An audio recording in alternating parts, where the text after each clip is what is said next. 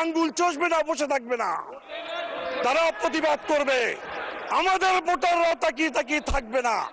অতএব আমি তাদেরকে সবিনয় অনুরোধ করব, সরকারকে সাহায্য করুন।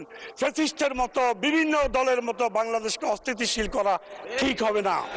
আপনারা আসুন, আমাদের সাথে বাংলাদেশকে ফ্যাসিস্টের সময় থেকে ভিন্ন সময়ে আমরা বাংলাদেশকে এগিয়ে নিয়ে যাই।